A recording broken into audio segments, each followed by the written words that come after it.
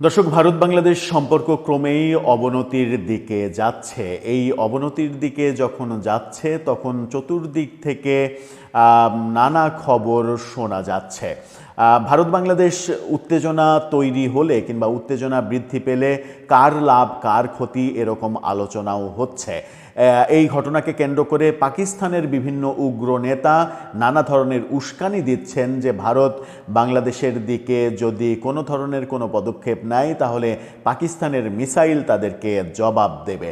এরকম উদ্ভট সব ঘটনার মধ্য দিয়ে দুই দেশের উত্তেজনা যখন চরমে উঠছে তখন এই উত্তেজনার পেছনের কারণ কি এটা নিয়ে প্রতিদিন কোনো না কোনোভাবে ভারতীয় গণমাধ্যমগুলোতে নানা ধরনের নিউজ হচ্ছে, নানা ধরনের নিবন্ধ প্রবন্ধ লেখা হচ্ছে, নানা ধরনের ভাষায় তারা এই ঘটনাগুলোকে বর্ণনা করার চেষ্টা করছে। তারই মধ্যে একটা আমাদের চোখে পড়েছে হিন্দুস্তান টাইমসের একটা রিপোর্ট।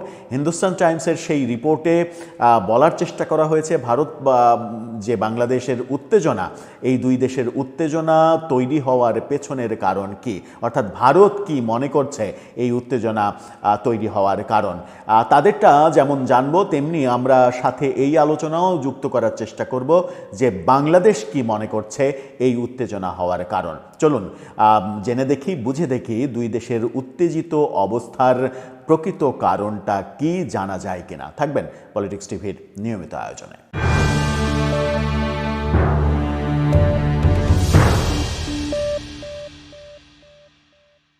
দর্শক, বলছিলাম ভারত বাংলাদেশ উত্তেজনা যখন চরমে তখন ভারতীয় গণমাধ্যম হিন্দুস্তান টাইমস তারা একটা নিউজ করেছে। সেই নিউজে তারা ব্যাখ্যা করার চেষ্টা করেছে যে বাংলাদেশের সঙ্গে তাদের সম্পর্কের অবনতির মূল কারণটা কি।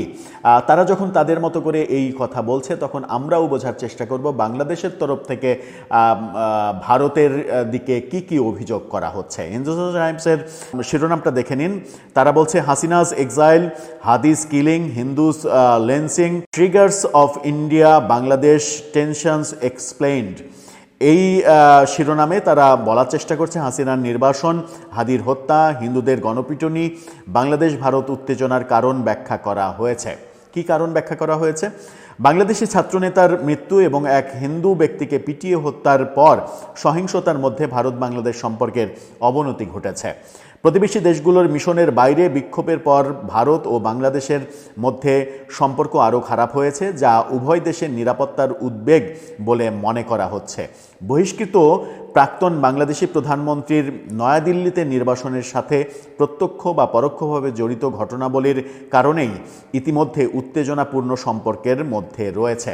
অর্থাৎ তারা কিন্তু বাংলাদেশের যে অভিযোগ সেই অভিযোগটাও উল্লেখ করেছে। সুতরাং আলাদাভাবে বাংলাদেশের যে কি অভিযোগ ভারতের সঙ্গে উত্তেজনা বৃদ্ধি পাওয়ার, সেটা আর ব্যাখ্যা করার প্রয়োজন হচ্ছে না। তারা নিজেরাই বলছে যে শেখ হাসিনাকে দিল্লিতে আশ্রয় দেয়া এটাই মূল ইস্যু ভারত বাংলাদেশ সম্পর্কের অবনতি হওয়ার, এবং বাংলাদেশের একটা বড় গোষ্ঠী উত্তেজিত হওয়ার মূল কারণ শেখ হাসিনাকে ভারতে আশ্রয় দেওয়া, তাকে ফেরত দিতে না চাওয়া। গত কয়েকদিন ধরে উভয় দেশই একে অপরের রাষ্ট্রদূতদের তলব করেছে। বাংলাদেশ ও ভারতের হাইকমিশনে বিক্ষোভ সমাবেশের কারণে ভিসা সেন্টারগুলো বন্ধ করে দেওয়া হয়েছে। বাংলাদেশের অস্থিরতার সর্বশেষ ব্যাপারগুলো দেখা যাচ্ছে। গত সপ্তাহে ঢাকার গুলশানে যেটা বলছে যে বাংলাদেশের সঙ্গে মানে এই উত্তেজনাটা তৈরি হয়েছে কোন কোন ঘটনার প্রেক্ষাপটে, সেখানে বলা হচ্ছে গত সপ্তাহে ঢাকার গুলশান এলাকায় ভারতীয় হাইকমিশনের দিকে মিছিল করতে যাওয়া একদল বিক্ষোভকারীকে ঢাকা পুলিশ থামিয়ে দিলেও সম্প্রতি দীপুচন্দ্র দাস নামে এক ব্যক্তিকে পিটিয়ে হত্যার পটভূমিতে প্রতিবেশী বাংলাদেশে হিন্দুদের উপরে অত্যাচারের বিরুদ্ধে বিশ্ব হিন্দু পরিষদের নেতৃত্বে বেশ কয়েকটি সংগঠন ব্যাপক বিক্ষোভ প্রদর্শন করছে। এই তিক্ত সম্পর্কের সূচনা এমন এক সময়ে হয়েছে যখন বাংলাদেশ একজন বিশিষ্ট ছাত্রনেতা শরীফ ওসমান হাদির হত্যার ফলে সৃষ্ট সহিংসতার কবলে পড়েছে। ভারত বাংলাদেশ উত্তেজনা এখন পর্যন্ত কি ঘটেছে সেই ব্যাপারে তারা বলছে 17 নভেম্বর 2024 সালে ছাত্র নেতৃত্বাধীন বিদ্রোহে মারাত্মক সহিংসতার সাথে জড়িত থাকার জন্য বাংলাদেশের একটি আদালত শেখ হাসিনা হাসিনাকে মৃত্যুদণ্ড দেয়। রায়ের পর ভারত প্রতিক্রিয়া জানায় যে তারা বাংলাদেশের শান্তি, গণতন্ত্র, অন্তর্ভুক্তি এবং স্থিতিশীলতার প্রতি প্রতিশ্রুতিবদ্ধ। অন্যদিকে ঢাকা ভারতের দ্বারা পলাতক প্রাক্তন প্রধানমন্ত্রীকে হস্তান্তরের দাবি করে। 12ই ডিসেম্বর বিশিষ্ট ছাত্রনেতা ইনকিলাব মঞ্চের শরীফ ওসমান হাদির ঢাকার একটি মসজিদ থেকে বের হওয়ার সময় মুখোশধারী বন্দুকধারীদের গুলিবিদ্ধ হওয়ার ঘটনা ঘটে। 15ই ডিসেম্বর এনসিপি নেতা হাসনাত আবদুল্লাহ একটি বিতর্কিত বক্তব্য দেন যে বাংলাদেশ ভারত থেকে আসা বিচ্ছিন্নতাবাদীদের আশ্রয় প্রশ্রয় দেবে এবং তাদের 7টি অঙ্গরাজ্য অর্থাৎ 7 সিস্টার্স নামেও যেটা পরিচিত সেগুলোকে ভারত থেকে বিচ্ছিন্ন করে দেবে। 17ই ডিসেম্বর দ্য ডেইলি স্টারের খবরে বলা হয়েছে ঢাকার গুলশান এলাকায় ভারতীয় হাইকমিশনের দিকে মিছিল করা একদল বিক্ষোভকারীকে পুলিশ থামিয়ে দেয়। তারা পদচ্যুত প্রধানমন্ত্রী শেখ হাসিনা এবং গত বছরের জুলাই বিদ্রোহের সময় এবং পরে পালিয়ে আসা অন্যদের ফিরিয়ে দেওয়ার দাবিতে মিছিল করে। এই প্রতিবাদ মিছিল ভারতকে উৎসাহিত করে এবং এনসিপি নেতা আবদুল্লাহর মন্তব্যের প্রেক্ষিতে ভারত বাংলাদেশের হাইকমিশনার রিয়াদ হামিদুল্লাহকে তলব করে। প্রতিবেশী দেশটিতে নিরাপত্তা পরিবেশের অবনতি এবং ঢাকায় ভারতীয় মিশনের নিরাপত্তাকে প্রভাবিত করতে পারে এমন চরমপন্থীদের পরিকল্পনার প্রতিবাদ জানায়। অর্থাৎ বাংলাদেশে যে বিদ্রোহ হয়েছিল সেই বিদ্রোহ যারা করেছিল তাদেরকে ভারত চরমপন্থী হিসেবে আখ্যা দিয়েছিল। বাংলাদেশেও ভারতে যে বিক্ষোভ হচ্ছে সেই বিক্ষোভকে চরমপন্থী গ্রুপ এটা করছে সেই হিসেবে আখ্যা দিচ্ছে। 18ই ডিসেম্বর সিঙ্গাপুরের একটি হাসপাতালে ওসমান হাদি মারা যান। গত বছরের গণতন্ত্রকামী বিদ্রোহের একজন গুরুত্বপূর্ণ ব্যক্তি। এই মৃত্যুর পর বাংলাদেশে নতুন করে সহিংসতা শুরু হয়। বিক্ষোভকারীরা রাস্তায় নেমে সংবাদপত্র অফিস ভাঙচুর করে, পুড়িয়ে দেয়। 18 ডিসেম্বর বিক্ষোভের মধ্যে দীপুচন্দ্র দাস নামে এক হিন্দু শ্রমিককে পিটিয়ে হত্যা করা হয়, যার দেহ একটি গাছের সঙ্গে বেঁধে আগুন ধরিয়ে দেওয়ার ঘটনা ঘটে। 20 ডিসেম্বর নয়াদিল্লিতে বাংলাদেশ মিশনের কাছে একদল বিক্ষোভকারী জড়ো হয় এবং পুলিশ তাদের ছত্রভঙ্গ করে দেয়। নিরাপত্তার কারণে বাংলাদেশের চট্টগ্রামে ভারতীয় ভিসা আবেদন কেন্দ্র অনির্দিষ্টকালের জন্য বন্ধ করে দেওয়া হয়। 21 ডিসেম্বর হিন্দু ব্যক্তির ভয়াবহ হত্যাকাণ্ড নিয়ে ভারত উদ্বেগ প্রকাশ করেছে। বিদেশ মন্ত্রকের মুখপাত্র রণধীর জাসওয়াল বলেছেন যে ভারত বাংলাদেশের ক্রমবর্ধমান পরিস্থিতির উপরে কড়া নজর রাখছে। জাসওয়াল নয়াদিল্লিতে বাংলাদেশ হাইকমিশনে নিরাপত্তা লঙ্ঘনের খবরকে বিভ্রান্তিকর প্রচারণা হিসেবে চালিয়ে দেওয়ার চেষ্টা করেন। 22 ডিসেম্বর পশ্চিমবঙ্গের শিলিগুড়িতে বাংলাদেশ ভিসা সেন্টারে বিক্ষোভের ঘটনা ঘটে, যার ফলে বাংলাদেশ দিল্লির পাশাপাশি শহরে ভিসা কার্যক্রম স্থগিত করে। রিপোর্টে বলা হয়েছে রবিবার মিশনের বাইরে বিক্ষোভের পর ত্রিপুরায় বাংলাদেশের সহকারী হাই কমিশন অফিসের ভিসা পরিষেবাও স্থগিত করা হয়েছে একই কারণে। 23 ডিসেম্বর বাংলাদেশি মিশনের নিরাপত্তা নিয়ে ভারতীয় রাষ্ট্রদূতকে তলব করে বাংলাদেশের পররাষ্ট্র মন্ত্রণালয়, অর্থাৎ আজকে তলব করেছে। তলবের জন্য উল্লেখিত ঘটনাগুলোর মধ্যে রয়েছে 22 ডিসেম্বর শিলিগুড়িতে বাংলাদেশ ভিসা সেন্টারে ভাঙচুর এবং 20 ডিসেম্বর নয়াদিল্লিতে বাংলাদেশ হাইকমিশনের বাইরে বিক্ষোভ। এই তলব ঘটেছে। এবার অন্যদিকে নয়াদিল্লিতে এবং কলকাতায় বাংলাদেশি যে হাইকমিশন এবং উপ হাইকমিশন অফিস, সেখানে ব্যাপক যে বিদ্রোহ হয়েছে এবং নিরাপত্তা বেষ্টনী ভেঙে ফেলার ঘটনা ঘটেছে সেই ব্যাপারেও বাংলাদেশ উদ্বেগ দেখিয়েছে।